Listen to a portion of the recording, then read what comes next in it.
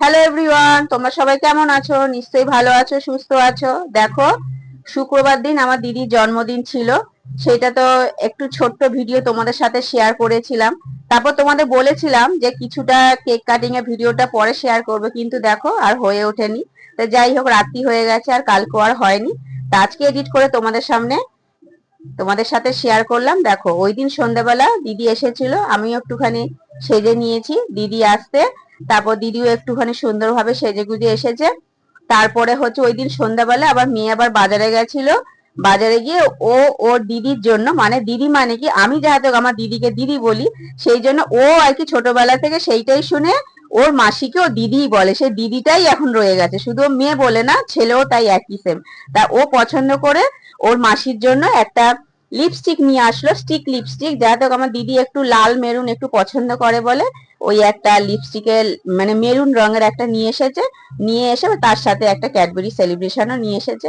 তা দিদি হচ্ছে খুব পছন্দ হয়েছে। তা দিদিকে বললাম তুই কিন্তু এটা ইউজ করিস। ও বলে হ্যাঁ হ্যাঁ অবশ্যই, আর কালারটাও খুব ভালো।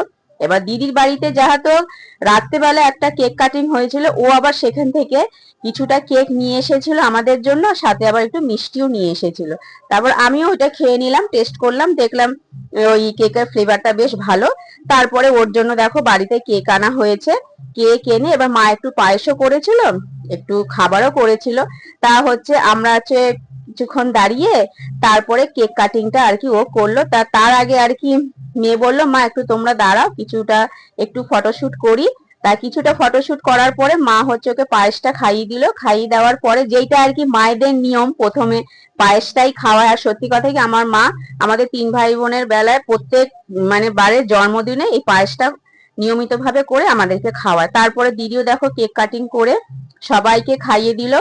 আর মা অন্য কিছু করুক না করুক, প্রতি বছর এই জন্মদিনে এই পায়েসটা আর কি মা করে। তারপরে বাদ বাকি যা করি আমরা সবাই মিলে হাতে হাতে করি।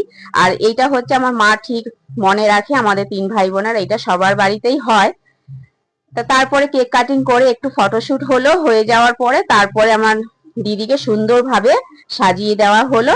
ও হচ্ছে খেতে বসে গেল, তার সাথে আমরাও বসেছিলাম। মেয়েকে আগে বললাম তুইও তাহলে খেয়ে নে, তারপরে দিদি খাওয়ার পরে আমরা সবাই খেলাম। তাহলে তোমাদের ব্লগটা কেমন লাগলো? যদি ভালো লাগে তাহলে কি করতে হবে জানো তো?